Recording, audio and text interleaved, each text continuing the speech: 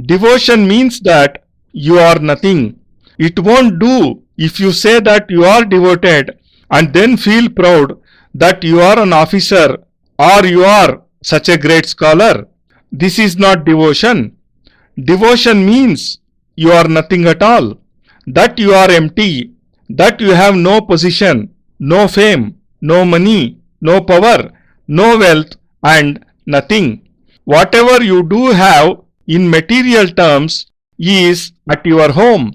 Here in the feet of the Guru, you are fully devoted. And when a person reaches this stage, he becomes a true disciple. He is not a disciple from the beginning. First, he is just a curious person, then he becomes enlightened, and after adopting the three principles, service, sacrifice, and devotion, he becomes a disciple. Disciple in Sanskrit is Shishya, and it means to come closer. The disciple always comes closer to the Guru. This does not mean that he should go and embrace the Guru. This is not what I mean by coming closer. About 4 to 5 years back, when I was returning from Gangotri, there was this disciple who made very good arrangements for the 200 disciples who were with me. He arranged for their stay and their food. I promised to visit his house in Hyderabad. When I reached Hyderabad, he had hired a musical band and was feeling very happy. He had arranged for us to stay in a guest house, and on the gate of the place he stood with a plate containing a dozen lighted earthen lamps for Aarathi. When I reached the gate, he started the Aarathi. I stood there with my wife and some other disciples as he performed the ceremony. While performing the Aarathi, he came closer and closer, and soon the flames from the dozen lamps were hardly an inch or two from my face. I turned my face and he came even closer. I strained my neck backwards to its limits. Still the intense heat reached me. I hesitated to say anything to him as all his relatives, friends stood nearby. I thought, if I say something, he will feel hurt, and if I don't, my brows and hair will burn. I moved a step backward and he moved still closer. O Gurudev, thou art an ocean of kindness, he sang as he performed the Aarathi, and I said to myself that soon this ocean of kindness shall end up on a bed in some hospital. I extended my hand to stop the Aarathi, but he said, Guruji, it is rarely that we get a chance. I said to myself, you have got a chance and I am stuck up. This does not mean that you send me straight to a hospital. To him I said, perform Aarathi from a distance. He said, Guruji, such occasions do not present themselves again and again. Today we have at last got a chance.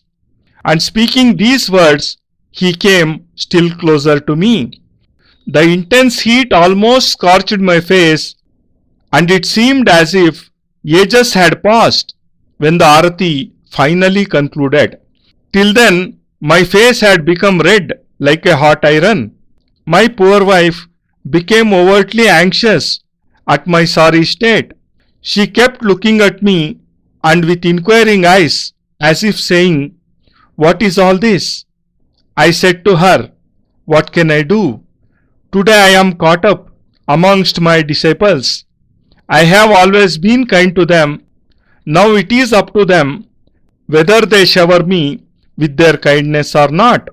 Shishya does not mean that you come and ram into me and then say that I had asked you to come closer. Believe me, for coming closer, it's not necessary for you to break my bones. Coming close means becoming one with my soul, forming a bond with my soul and with my heart. When the disciple reaches the third stage, he comes closer to the Guru. Coming closer means that even his thoughts are not his own. In this state, there remains no questions in his mind. then he does not even think whether the Guru is an ordinary man of flesh and blood or he is a god. He only thinks that he is his Guru and his Guru is everything for him. When his thinking transforms in this manner and when he touches the feet of the Guru, he realizes divinity in those holy feet. When this happens, his eyes fill up with tears of joy, and thus the disciple learns how to devote himself fully. When he becomes fully devoted, he obtains everything from the Guru. In this relation of Guru and disciple, there is no give and take. Establishing yourself in the soul of the Guru means getting closer to him so that your soul and his soul fuse to become one, and even your physical form becomes one with that of the Guru. All the time, only one thought should remain in your mind, and that is how to make the Guru happy, because then the body of the Guru becomes your own, and if a thorn pricks the feet of your Guru, you feel the pain, you feel restless. You shall not be in distress, but shall still experience restlessness. Then you shall know that something is wrong. This shall happen only when your soul fuses with mine and becomes one with it. They shall become one when you become a disciple, when you devote yourself.